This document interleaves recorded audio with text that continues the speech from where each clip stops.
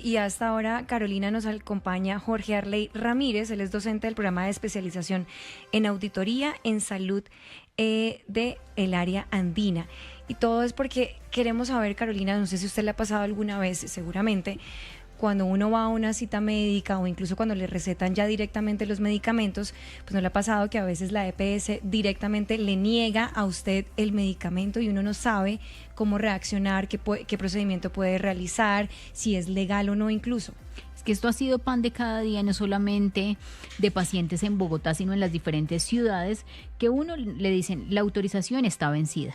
Hay otro escenario y es no hay disponibilidad del medicamento que usted requiere. Y muchas veces la gente que no tiene la posibilidad de comprar ese medicamento de manera particular está perdiendo la vida, Michelle.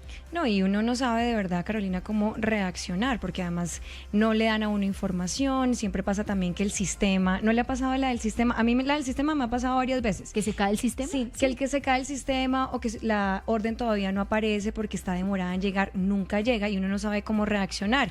Y justamente pues en este cambio de gobierno ese también va a ser uno de los temas más importantes porque la falta de medicamentos pues ha sido una problemática no de este gobierno, sino ya de años atrás. Entonces, para aclararnos un poco este panorama, le damos la bienvenida a Jorge Arley Ramírez. Jorge, bienvenido a Dos Puntos. Gracias, buenas tardes. Bien. Jorge, precisamente hablábamos de estas dudas que tenemos los colombianos en el momento en el que nos niegan un medicamento. ¿Qué es lo primero que uno tiene que saber como usuario cuando le pasa a uno esto? Bueno, gracias por el espacio. Inicialmente, pues hay que identificar dos situaciones.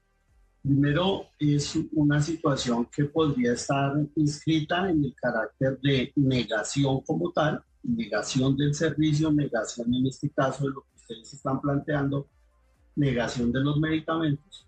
Y la otra instancia, que es la que normalmente tenemos en la experiencia del día a día cuando actuamos como pacientes, usuarios del sistema, es la barrera administrativa de la cual ustedes hacían mención hace un momento, cuando van al proveedor de farmacéutico teniendo la orden médica y el proveedor aduce que no le ha llegado la autorización, que la autorización está vencida, que el medicamento no está en el inventario, etcétera, etcétera. Entonces, en ese sentido, digamos que uno tendría que tener claro cuando en realidad expresamente el prestador de servicios le está negando, ¿cierto? Y en particular el prestador, pero a él asociado, pues obviamente por el sistema de contratación, el asegurador, y cuando definitivamente se están poniendo barreras.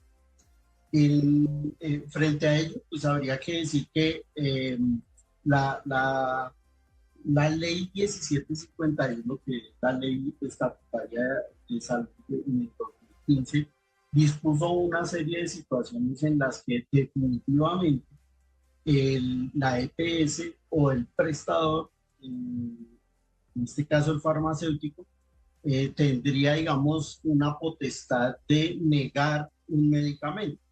¿Cuándo se podría dar esa situación de negación? Primero, porque el medicamento sea cosmético. Segundo, porque sea un medicamento suntuoso, que le falte evidencia científica sobre su seguridad en el uso o sobre la efectividad del uso. También podríamos hablar de la falla o la falta de autorización de la autoridad competente, que para nuestro caso es el INVIMA, que es el instituto que autoriza o no la incorporación de tecnologías, en este caso medicamentos, para los planes de servicios de salud. Y el otro elemento es que sean medicamentos que están hasta ahora en fase de experimentación y que por supuesto entonces frente a seguridad, eficacia y efectividad no nos brindan suficientes elementos. Por último, en algunas ocasiones se puede presentar que el asegurador o el prestador farmacéutico niegue en la medida que la tecnología, el medicamento solamente esté dispuesto en el extranjero y no tenga acceso a nivel de territorio colombiano. Para ver si lo sigo, don Jorge, entonces, lo primero que hay que hacer es identificar por qué se le está negando al paciente el medicamento y ya de acuerdo a esa identificación uno actúa. Pero lo primero, por lo general, que le recomiendan siempre a las personas, y lo hemos visto por la cantidad además de tutelas que se presentan anualmente en el sistema de salud, precisamente por esa falta de medicamentos, es irse por la vía de la tutela. Es esta, digamos que efectiva, en caso tal de que uno identifique de verdad que no, que es la EPS la que se la está negando y no hay una razón de fondo, digamos, válida. Efectivamente, pues uno podría considerar que esa es una de las instancias.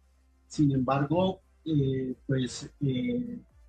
sistema mismo ha ido incorporando una serie de tecnologías que ayudan y alivianan un poco esa carga a los jueces frente a fallar o no a favor de las tutelas en casos tan básicos como es que el médico haya prescrito un medicamento, por ejemplo, para una enfermedad crónica, una enfermedad que ya per se reconoce que requiere unos tratamientos y que protocolariamente y desde el punto de vista de las guías de evidencia clínica deben ser usados o deben tener acceso para el usuario.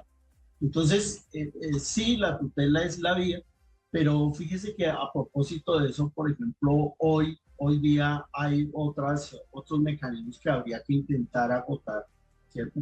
Como son las quejas ante la EPS, que pues en este momento digamos que han surtido en algún momento para muchos usuarios un efecto de favorabilidad para acceder al medicamento, o la otra situación ante la Superintendencia de Salud, que es otra instancia que ayuda a generar procesos o celeridad en los procesos de oportunidad y continuidad en la prestación del servicio del medicamento. La ley dice, don Jorge, que el medicamento debe esperarse máximo 48 horas. La demora no debería ser más de 48 horas, sin embargo, pues vemos a diario como no solo pasan más de 48 horas, sino meses incluso para medicamentos que son urgentes.